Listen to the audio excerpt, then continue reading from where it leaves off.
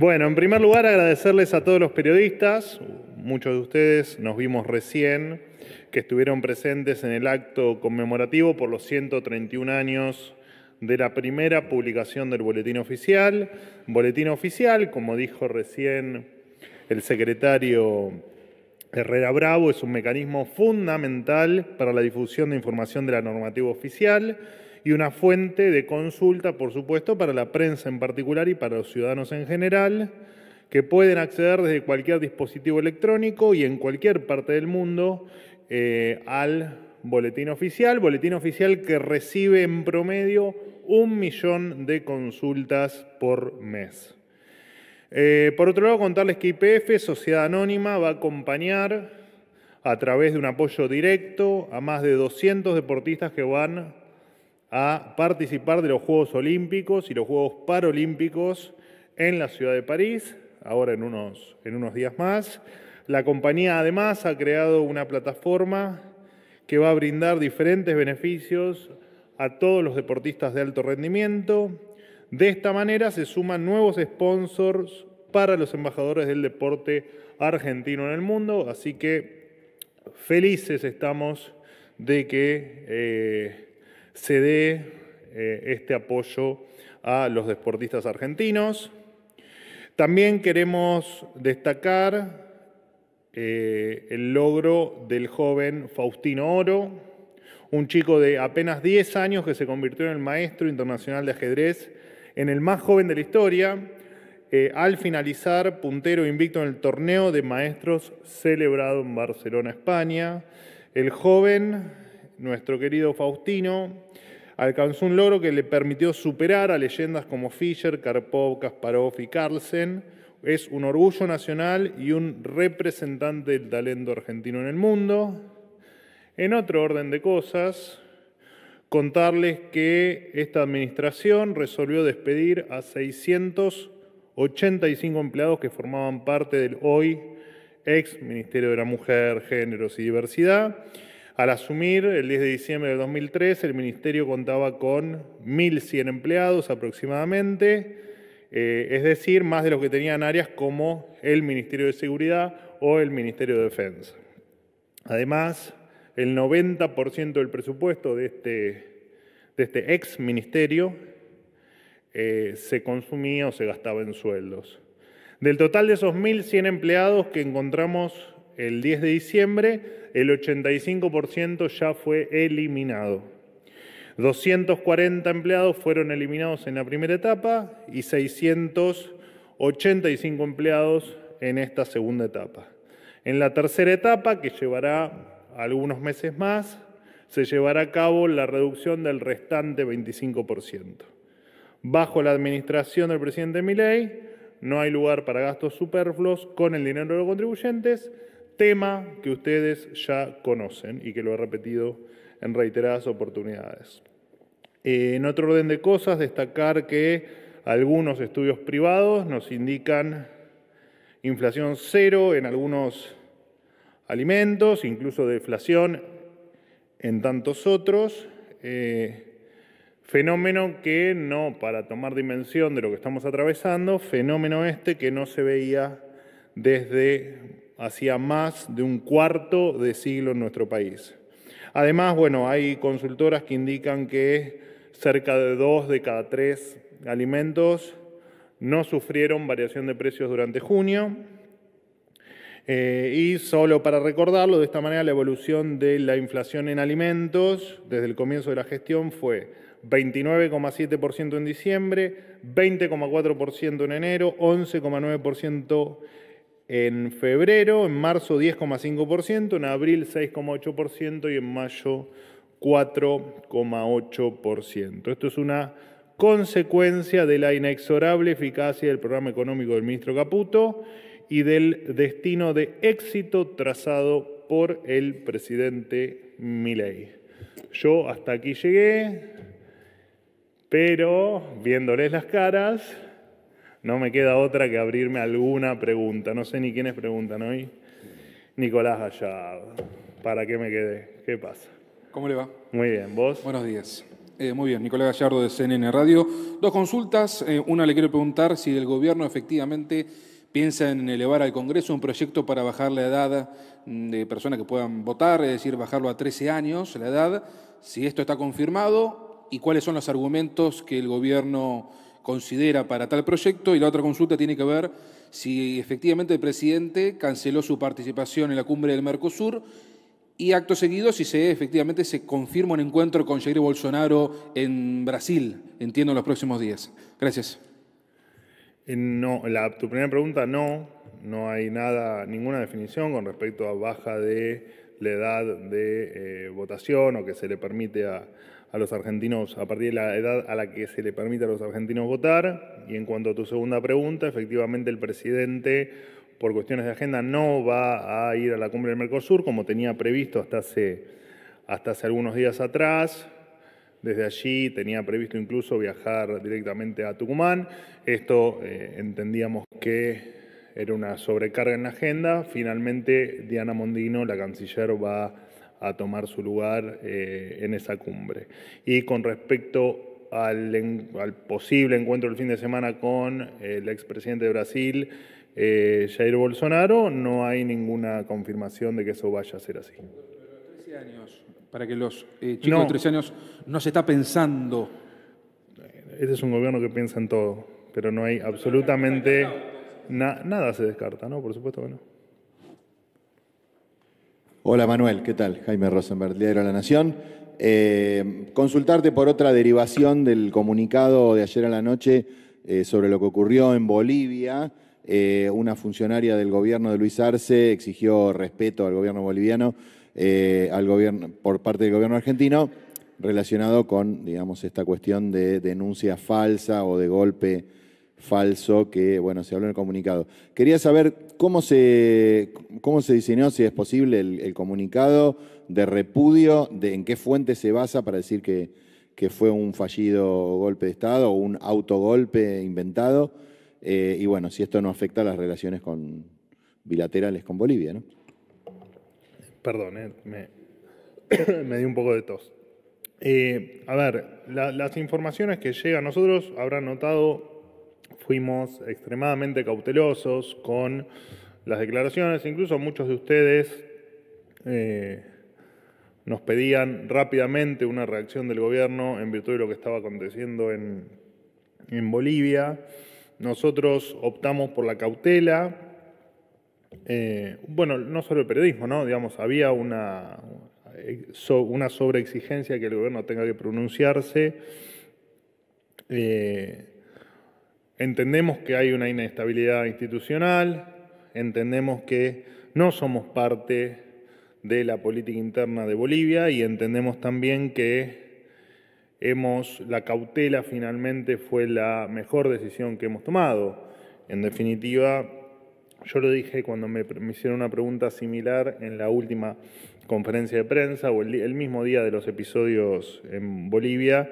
Nosotros respetamos la democracia, creemos, por supuesto, que los gobiernos deben cambiar en virtud del voto, pero por sobre todas las cosas defendemos, respetamos y apoyamos e impulsamos que esas democracias sean completas y que esas repúblicas efectivamente sean en pos de la libertad y del bien del ciudadano. Así que somos extremadamente cautelosos, no creemos que vaya a generar absolutamente ningún conflicto el comunicado porque es simplemente una descripción de los hechos, de las diferentes informaciones que vamos recolectando, algunas que por supuesto ustedes ya conocen y otras que nos llegan de manera por los carriles o por los canales habituales del gobierno, que hacen que efectivamente entendamos que hay que seguir tomando cautela. Sabemos de la delicada situación institucional, entendemos de la existencia de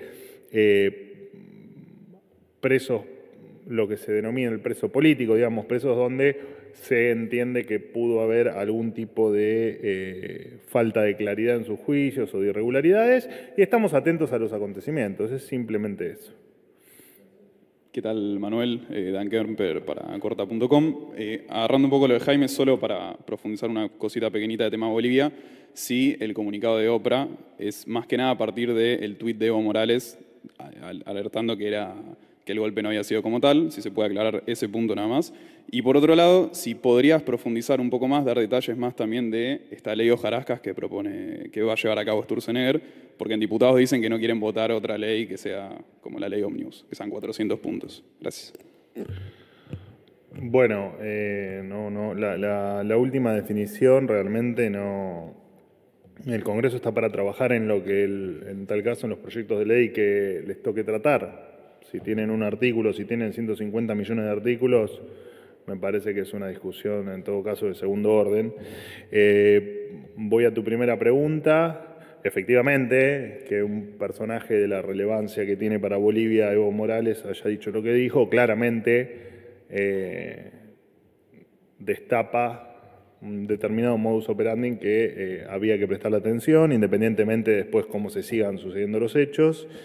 Y la ley hojarasca es precisamente una ley que todavía, bueno, en tal caso, Federico Sturzenegger o a quien corresponda al gobierno, incluso puedo ser yo también, en algún momento daremos los detalles, pero lo que originalmente esa ley propone es hacer una limpieza del sistema jurídico argentino con leyes que han quedado, o reglamentaciones o normativa que ha quedado obsoleta y que ya no tiene ningún sentido que siga existiendo, que no va a ser ni más ni menos que hacer un poco más eficiente el sistema y la lectura de las leyes. De todas maneras, va a haber un montón de leyes muy interesantes, así que van a tener mucho trabajo por delante seguramente.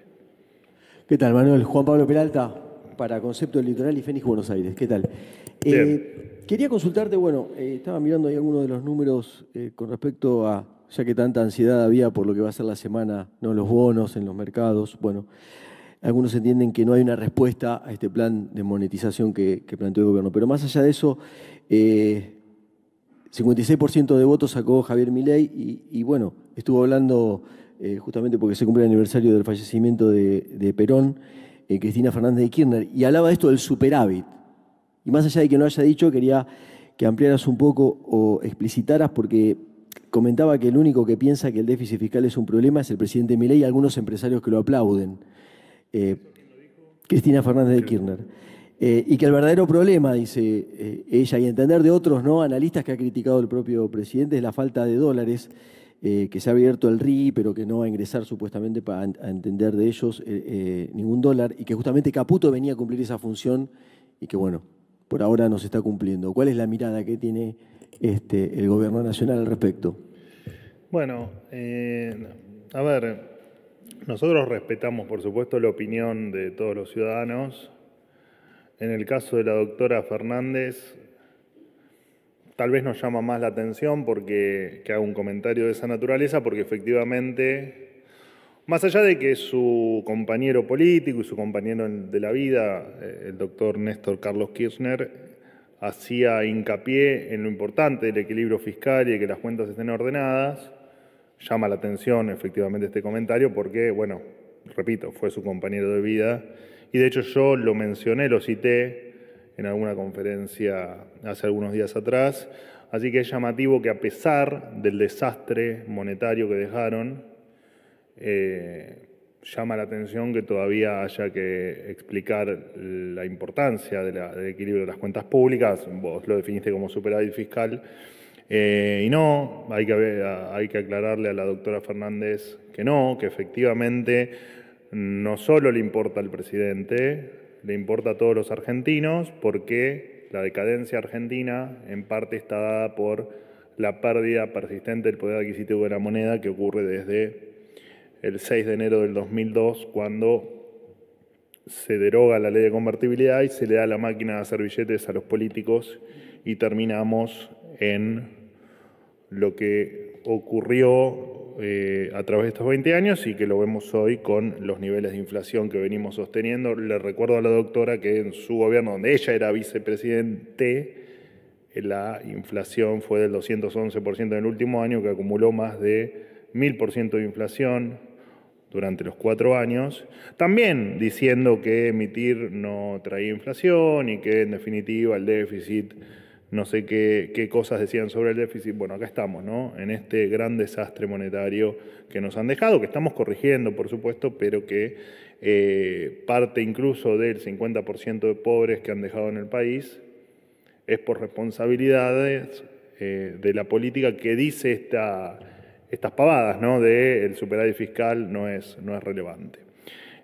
Así que, más allá de ser reiterativo en los conceptos, bueno, me gustaría saber qué pasa cuando ella no gasta más de lo que le ingresa, ¿no? Gana, no sé, 15 millones de pesos en jubilación.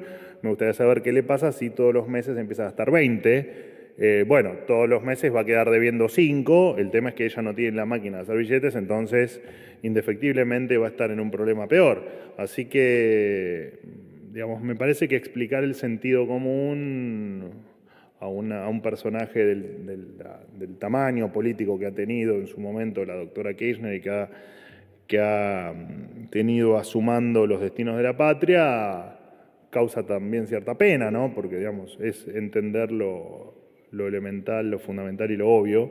Pero bueno, no importa, en definitiva no importa lo que ella crea, lo que sí importa es lo que nosotros creemos. Y nosotros creemos que las cuentas públicas se tienen que sostener de manera equilibrada. No vamos a gastar más de lo que tenemos. Nuestro objetivo es reducir impuestos, no subirlos. Y nuestro objetivo es terminar con la inflación, no aumentarla. Y nuestro objetivo es efectivamente hacer un Estado chico y no un Estado de un tamaño de un elefante que lo único que hizo fue multiplicar pobres, multiplicar asistencialismo con intermediarios que le hicieron mucho daño a los que menos tienen, y en definitiva hay que explicarle a la doctora Fernández de Kirchner que la inflación probablemente a ella no le pegue porque tiene mecanismos para defenderse, a vos, Peralta, o a mí tal vez tengamos mecanismos para defendernos, pero al que menos tiene es al primero que le corroe el plato de comida de todos los días. Así que cuando uno habla de superávit fiscal o de equilibrio de las cuentas públicas, estás hablando de inflación. Cuando hablas de inflación, hablas de poder adquisitivo, de pérdida de poder adquisitivo. Y cuando hablas de esa cadena de elementos, lo que estás hablando en definitiva es de cómo el que primero y más pierde es el que menos tiene. Así que cuando hablas de defender a los pobres, con algunos conceptos hay que tener cuidado porque esos conceptos le han hecho mucho daño a los más vulnerables y a los que menos tienen. He dicho. ¿Qué tal, Manuel? Buen día. Eduardo Menegazzi para Infobae. Quería consultarte por la agenda del presidente. Tengo entendido que el viernes va a ir a despedir a la delegación argentina que va a ir a los Juegos Olímpicos y consultarte, bueno, si va a ser así.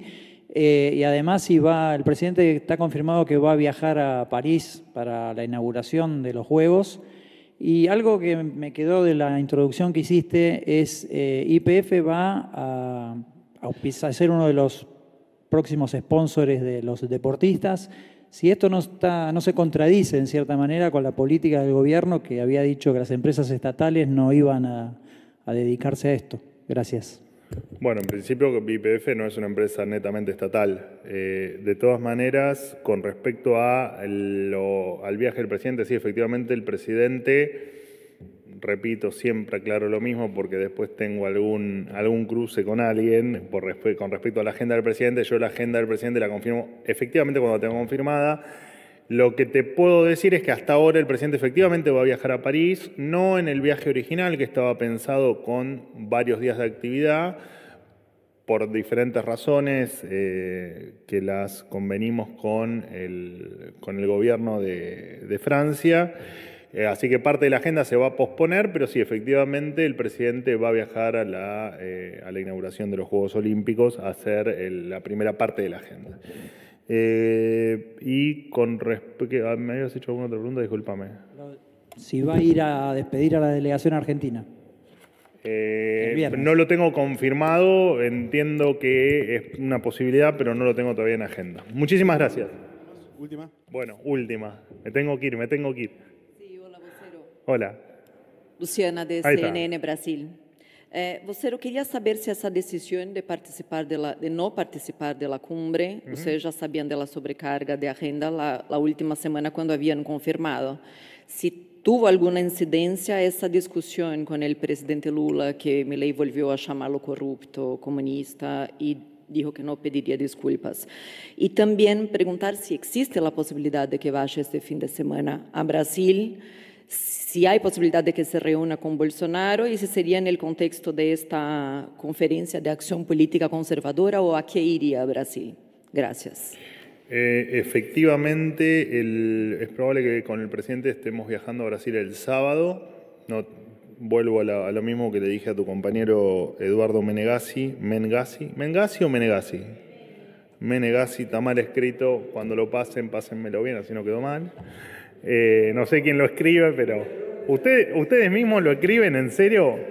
¿Ustedes escriben esto y lo escriben mal? Ay, Dios. Hay que agarrar, Lanari, me buscas los anteriores que estuvo Menegazzi, porque me huele a que esta gente copia y pega. Menegazzi. Eduardo Menegazzi, está muy bien. Bueno, ¿cuál era la pregunta? No, vos, perdón.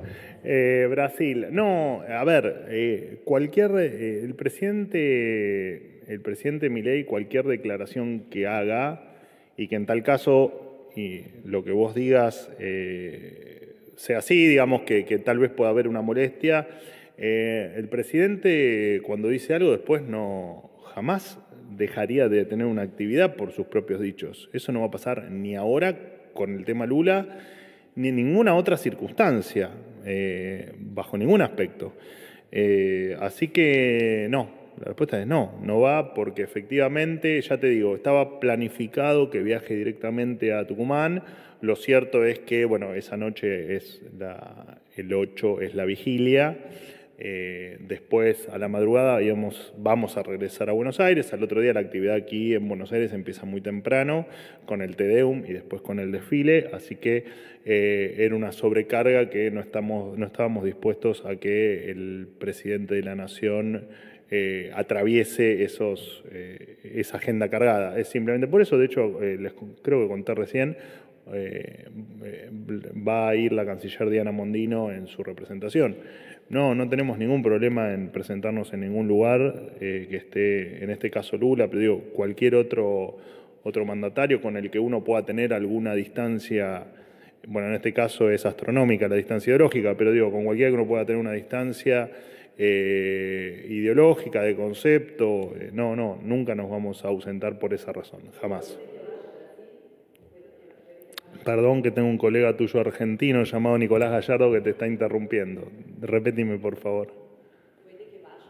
Sí, el sábado estamos viajando a Brasil. No tengo ni la agenda ni los horarios, nada, pero efectivamente el sábado vamos a estar viajando, vamos a estar regresando el domingo a un evento que dentro de poco, que no nos vamos a ver con Lula, por si efectivamente algo de eso titulan en la prensa, y todavía no está confirmado si efectivamente se va o no a encontrar con Bolsonaro en el marco de este evento.